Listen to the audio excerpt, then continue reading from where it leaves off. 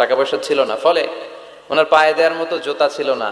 তো খুব আফসোস করতেছে, হায় রে আমি এত বড় কবি, আমার পায়ে দেওয়ার মতো জুতা নাই। আফসোস করে ঘর থেকে বের হলেন, দেখলেন এক ভিক্ষুক ভিক্ষা করছে, ওর পাই নাই। কি নাই?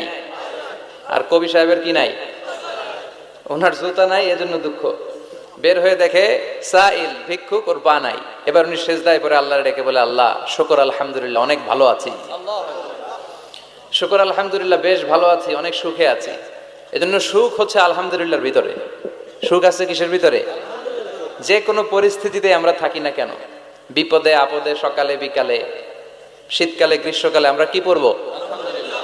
আলহামদুলিল্লাহ পড়বো। এর কারণ চাহিদার কোনো শেষ নাই। যার আছে যত বেশি, সে চায় তত বেশি। দেখবেন যার সাইকেল আছে ও হুন্ডা চায়, চায় না? আরো নিচ থেকে যদি বলি, যার পা নাই ও চায় আল্লাহ আমার যদি দুইটা পা